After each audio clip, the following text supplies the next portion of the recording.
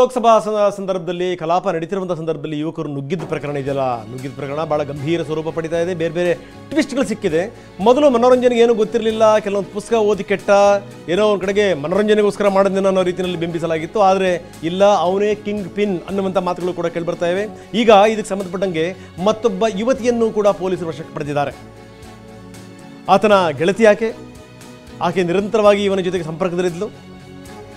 Manoranjan mobile call detail ನೋಡಿದಂಥ ಸಂದರ್ಭದಲ್ಲಿ ಆ ಯುವತಿಗೆ ಹೆಚ್ಚು ಕರೆಗಳು ಹೋಗಿದ್ವು. ಹೀಗಾಗಿ ಆ ಯುವತಿಯನ್ನು ಪೊಲೀಸರು ವಶಕ್ಕೆ ಪಡೆದಿದ್ದಾರೆ.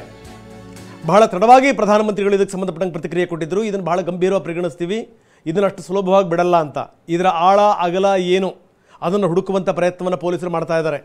ಈಗ ಮನೋರಂಜನ್ ಮನೆಗೆ ಸಾಕಷ್ಟು ಬಾರಿ ಪೊಲೀಸರು ಬಂದು ಹೋಗಿದ್ದಾರೆ, ತನಿಖೆ ಮಾಡ್ತಾ ಇದ್ದಾರೆ.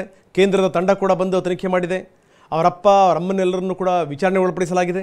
ಇದೆಲ್ಲದರ ಜೊತೆಗೆ ಅವನು ಓದೋ ರೂಮ್ ಏನು, ಅವನು ಏನೇನು ಓದ್ತಾ ಇದ್ದ, ಯಾವ್ಯಾವ ದಾಖಲೆಗಳಿದೆ, ಏನು ಎತ್ತ ಅಂತ ಆ ಸಂದರ್ಭದಲ್ಲಿ ಗೊತ್ತಾಯಿತು. ಅವನು ಮೈಸೂರಿನಲ್ಲಿ 2 ರೂಮ್ಗಳನ್ನು ಮಾಡಿದ್ದ ಅಂತ ತಂದೆ ತಾಯಿಗಳಿಗೂ ಕೂಡ ಗೊತ್ತಿರಲಿಲ್ಲ.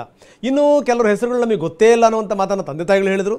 ಅದಾದಮೇಲೆ ಅನಿವಾರ್ಯವಾಗಿ ಅವರು ಕೂಡ ಒಪ್ಕೋಬೇಕಾಯಿತು. ಹೌದು, ಇವರೆಲ್ಲರೂ ಕೂಡ ನಮ್ಮ ಮಗನ ಸ್ನೇಹಿತ ಅಂತ ಒಪ್ಕೋಬೇಕಾಯಿತು. ಈಗ ನೋಡಿ, ಮನೋರಂಜನ್ನ ಗೆಳತಿಯೊಬ್ಬಳನ್ನು ಕೂಡ ಪೊಲೀಸರು ವಶಕ್ಕೆ ಪಡೆದಿದ್ದಾರೆ. ಆಕೆಯನ್ನು ಕೂಡ ವಿಚಾರಣೆ ಮಾಡ್ತಾ ಇದ್ದಾರೆ. ಅಂದರೆ ಯಾರ್ಯಾರು ಸೇರ್ಕೊಂಡು ಮಾಡಿದ್ರು ಏನು ಎತ್ತ ಅಂತ. ಹೀಗೆ ದಿಢೀರ್ನೇ ಒಳಗಡೆ ನುಗ್ಗುತ್ತಾರೆ ಅಂತಂದ್ರೆ ಅದು ಸಾಮಾನ್ಯ ಸಂಗತಿ ಅಲ್ಲ. ಬ್ಯಾಕಪ್ ಇಲ್ದನೇ ಅಷ್ಟೊಂದು ಧೈರ್ಯ ಬರೋಕ್ಕೆ ಸಾಧ್ಯನಾ? ಇದು